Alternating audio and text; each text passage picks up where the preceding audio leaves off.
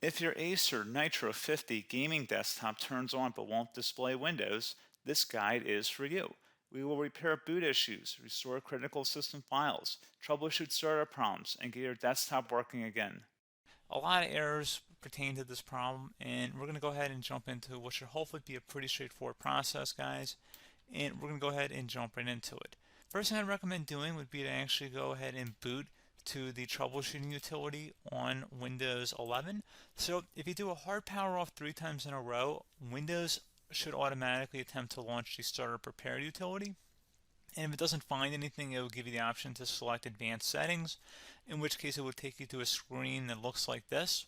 Now, if it does not take you to a screen that looks like this, or you're unable to get to that, you can also download the Windows 10 Media Creation Utility, or Windows 11. They probably will make a creation utility for Windows 11 at some point. And it doesn't really matter, you can actually run the Windows 10 utility on Windows 11 as far as I'm aware. And you should be able to run the troubleshooting utilities built in within it. So you just would go ahead and download it to an ISO file and then burn it to a DVD or USB. It'd have to be about 4 gigabytes or more. It couldn't be a small USB flash drive, and it couldn't be a CD. It'd have to be a DVD. And then you'd boot your computer from it. So depending on the computer manufacturer, you'd have to tap a different key on your keyboard in order to launch that menu, in order to select what boot drive you want to go off of. So it could be anything between the escape key, F2, F8, F12, for example, and those are the function keys on the top of your keyboard. So you may have to just do a little bit of trial and error. Shouldn't take you more than a couple minutes. Googling it would probably be best before you even begin. But anyway, we're ready to go ahead and jump right into it. So we're on the choose an option page. So these will look very similar whether you're booting from it directly within Windows itself, or if you're plugged in a USB flash drive with the media creation utility installed and you selected the recovery option. So when you are setting up your Windows 11 installation or Windows 10, depending on the drive you're using, there should be an option to repair your computer in the bottom left corner of the dialog window, one of the first screens that comes up. You go ahead and select that, and then it would take you to a troubleshooting screen like you see here. And you want to go ahead and select troubleshoot, reset your PC, or see advanced options. And then there are going to be a whole bunch of options in here that we're going to explore in today's video. The first one, we're going to actually go underneath advanced options and then select startup prepare, fix problems that keep Windows from loading. So go ahead and select that first.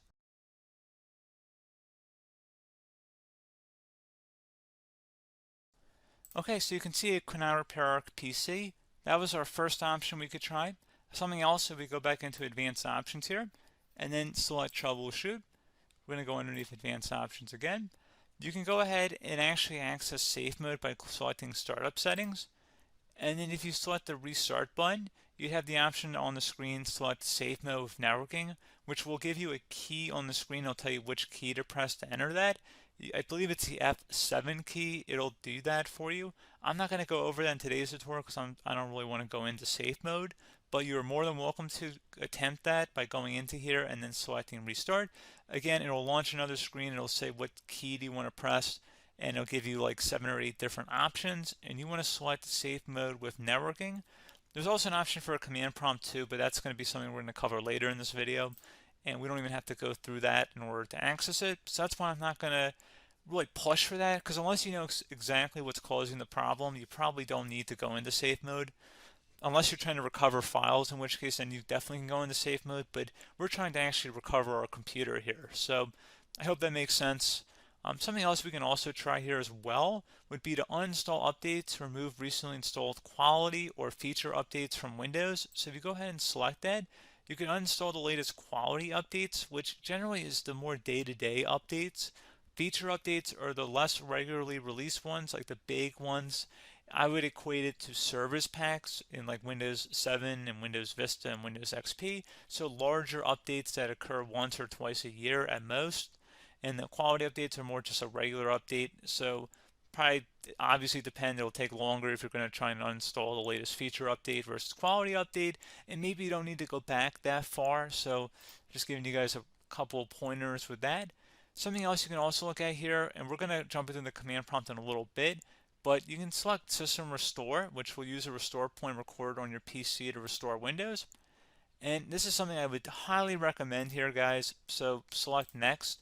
Assuming you have a restore point saved on your computer, you go ahead and select the most recently created one, and you'll select next, and then you'll select the drive. You shouldn't actually have to select the drive. You can scan for affected programs, but we're going to keep it all default here, and then we're going to select finish. So once started, system restore cannot be interrupted. Do you want to continue? I think we're going to select yes. I don't think we have anything better to do on our computer right now, so just give it a moment here to initialize. It will take a couple minutes to run, obviously depending on how large your hard drive is and how much is saved on the system restore point. So just give it a couple minutes here.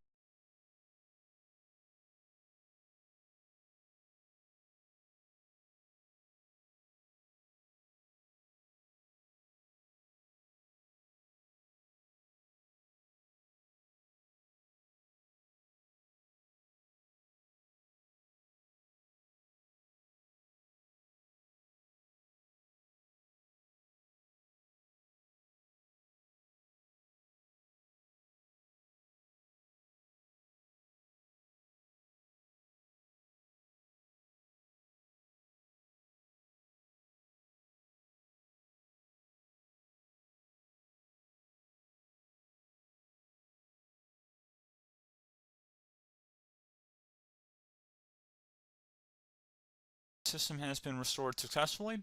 We're going to go over a couple different methods addition to that if that did not work. So I'm just going to pause the video and we're going to start back on the recovery screen that we started with.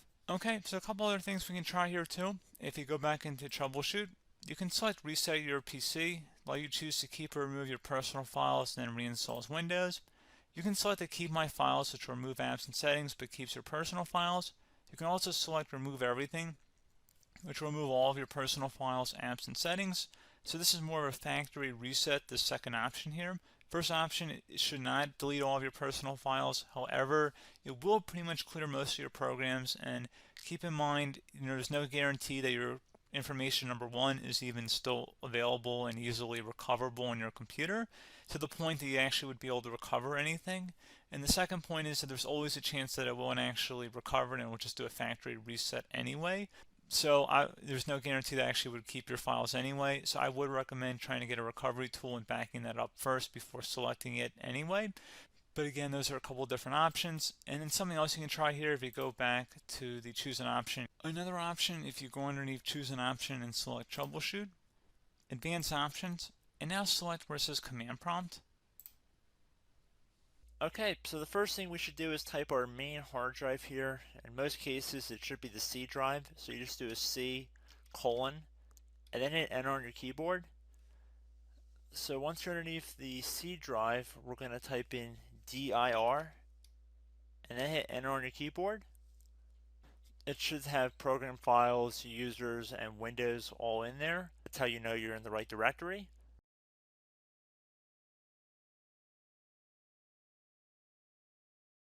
In some cases, it might be the D drive as well, so just keep that in mind.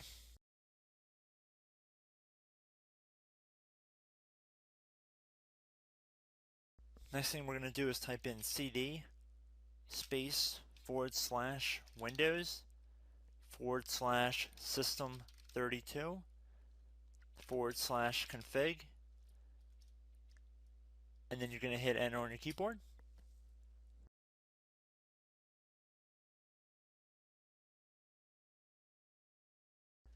So now you're going to type md space backup.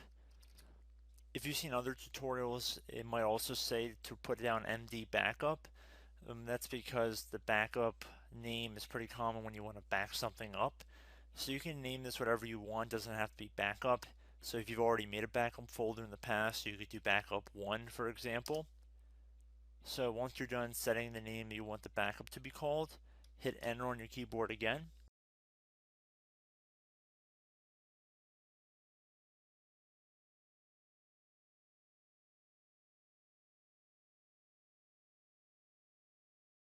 At this point, you want to type copy, C-O-P-Y, space. Then you want to do the star symbol above the 8 key. Then do a period or a dot, whatever you want to call it. Then another star sign, and then another space, and then type backup. And then hit enter on your keyboard.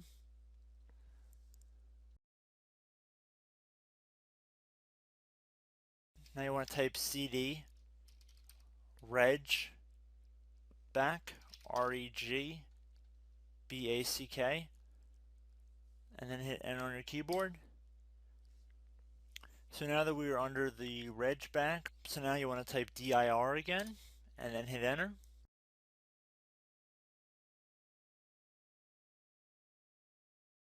So now at this point we're going to type copy again. So copy space $, dot, another $, space, and then 2 dots. So we're going to type copy space $, dot, sign, $, dot dot, and then hit enter on your keyboard again. So for overwrite, you want to overwrite all. So type A on your keyboard, so capital A, and then hit enter on your keyboard.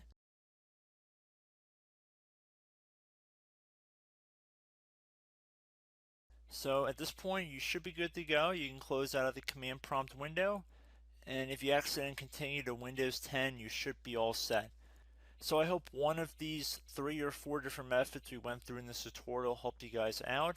Again, I'm not sure if you guys heard me earlier, but try to go back into your safe mode if possible and uninstall any programs you know might be conflicting with the Windows startup if you can get into safe mode.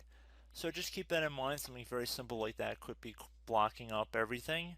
So again, I hope this tutorial helped you guys out, and I will catch you in the next tutorial. Goodbye.